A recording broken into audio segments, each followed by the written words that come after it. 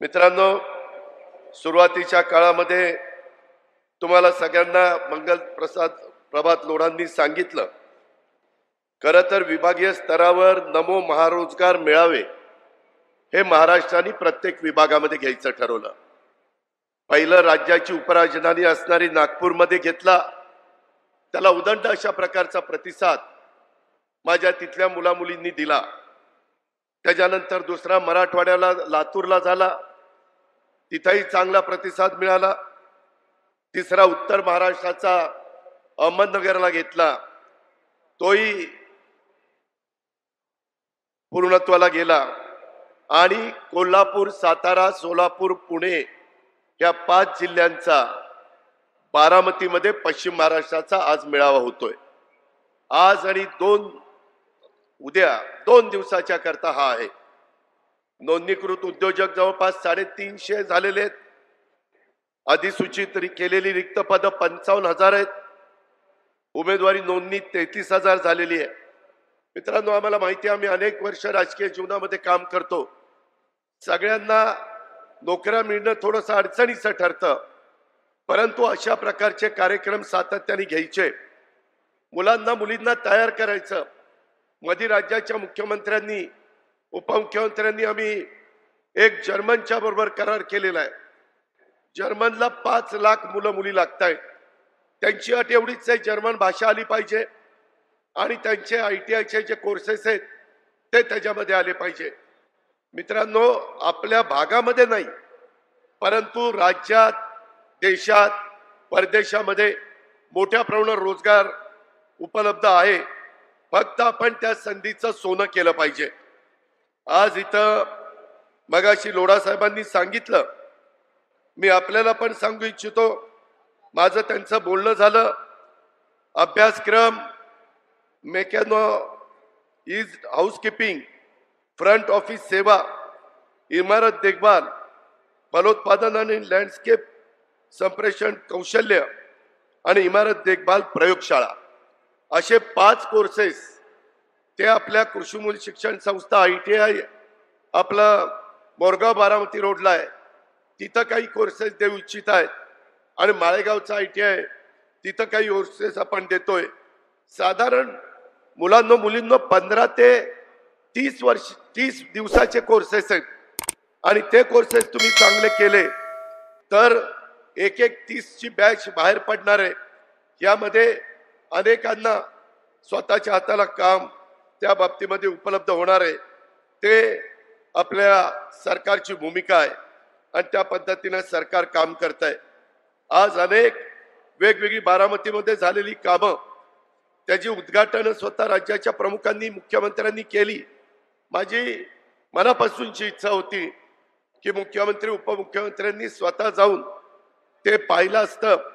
आता मला जे तुम्हाला इथं स्क्रीनवर दाखवलं, त्या स्क्रीनवर जे पाहिलं ते जसंच्या तसं आपण तिथं केलंय।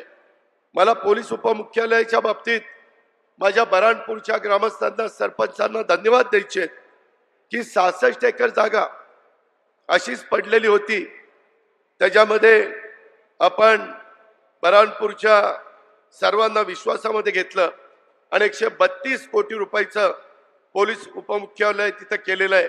अजून त्याच्यात काही गोष्टी करायच्यात, त्याबद्दल देवेंद्रजींच्या बरोबर, मुख्यमंत्र्यांच्या बरोबर मी बोललेलो, तेही काम नजीकच्या काळामध्ये पूर्णत्वाला जाईल। पोलीस हाऊसिंग बारामती इतकी दुरावस्था झालेली होती, आपले पोलीस कसे तिथं राहत होते, मला शंका यायची, मला कमीपणा वाटायचा। आणि मग 4 एकर जागेमध्ये पूर्वी 73 क्वार्टर्स होत्या, परंतु 7-7 मजली एक इमारत बांधून आपण 196 क्वार्टर्स तिथं केल्या आणि 75 कोटी रुपये तिथं आपण खर्च केला। बारामती आपण म्हणजे राज्य सरकारने बारामती बस स्थानकामध्ये पहिलं बस स्थानक कसं होतं हे आपल्याला सगळ्यांना माहिती आहे। जागा कमी होती, पूर्वी 5 एकर 10 गुंठे जागा होती, परंतु नंतर मी 53 गुंठे जागा वाढवण्याच्या करता अनेकांनी मला मदत केली। त्याच्यामध्ये डॉक्टर रमेश भोटे असतील, विजय गालिंदे असतील, गोंजारी असतील, आमचे इंगोले असतील, बोरी असतील, पाथरकर असतील, नंतर कायम खानी, नजमुद्दीन असतील, या सगळ्यांनी सहकार्य केलं आणि मी विशेषतः बारामतीकरांना धन्यवाद देईल. हे काम चालू असेपर्यंत तुम्हाला थोडस अडचणीच्या ठिकाणी जिथं कसब्यामध्ये जावं लागत होतं, परंतु तेही तुम्ही सहन केलं आणि आता महाराष्ट्रामध्ये नंबर 1चं बस स्थानक आज बारामतीचं आपण सगळ्यांनी निर्माण केलं. माझा सतत दृष्टिकोन हाच असतो, करायचं तर नंबर 1चं करायचं, नाहीतर त्याच्या भानगडीत पडायचं नाही. आणि ह्या पद्धतीनं बारामतीच्या वैभवामध्ये भर घालणाऱ्या एकाचड एक वास्तू आपण राज्य सरकारच्या मदतीनं उभ्या केल्या. त्याबद्दल मुख्यमंत्र्यांना, उपमुख्यमंत्र्यांना आणि सर्व सहकाऱ्यांना मी मनापासून धन्यवाद देईल. संबंधित कॉन्ट्रॅक्टर, अधिकारी, संबंधित आर्किटेक्ट यांचाही आपण सत्कार केला. या सगळ्यांच्याच मुळे हे घडलंय. अजूनही बऱ्याच गोष्टी पाईपलाईन मध्ये आहेत मित्रांनो, ती पण कामं लवकरात लवकर पूर्णत्वाला कशी जातील.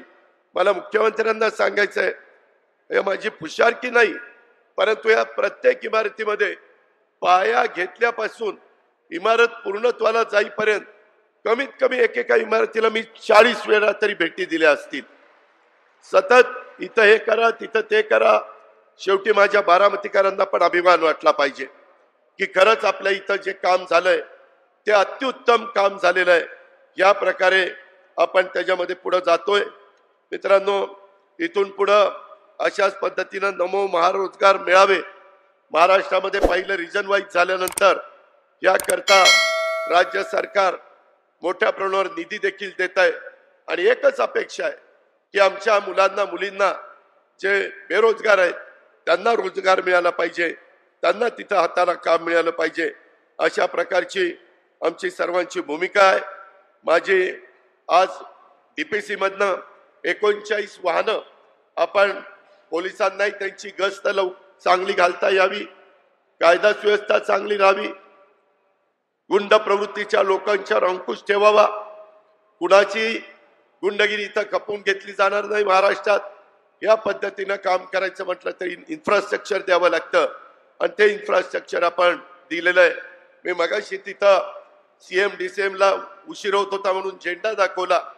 तिथं 39 वाहनामध्ये जे ड्रायव्हर होते त्याच्यातल्या 14 महिला होत्या आणि सगळ्यात चांगलं ड्रायव्हिंग त्यांचं तिथं चाललेलं होतं. एवढा महिलांना पण संधी देण्याचं काम मित्रांनो हे महायुतीचं सरकार करतंय. इतर बऱ्याच बाबी बोलण्यासारख्या आहेत. आज ही करोडो रुपयाची कामं आपल्या सर्वांच्या करता, बारामतीकरांच्या करता, इतर सर्व तिथं राहणाऱ्या अधिकारी कर्मचाऱ्यांच्या करता आपण उपलब्ध करून दिली. अशाच पद्धतीनं टप्प्याटप्प्याने आपण पुढे जाण्याचा प्रयत्न करू.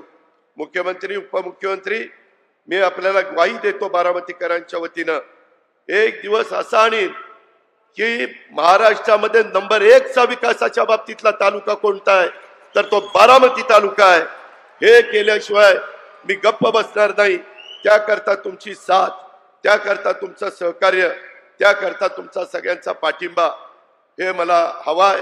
मुख्यमंत्री आणि उपमुख्यमंत्री देतील याबद्दलचा विश्वास बाळगतो. हा सगळा दिमागदार कार्यक्रम घडवून आणण्याच्या करता ज्यांनी ज्यांनी योगदान दिलंय त्यांचा सगळ्यांचं मनापासून आभार मानतो. आणि उद्या देखील जे माझे विद्यार्थी येऊ शकले नाही त्यांनी उद्या पण दिवसभर या नमो महारोजगार मेळाव्याचा फायदा घ्यावा अशा प्रकारची विनंती करून मी आपल्या सर्वांची रजा घेतो. जय हिंद, जय महाराष्ट्र.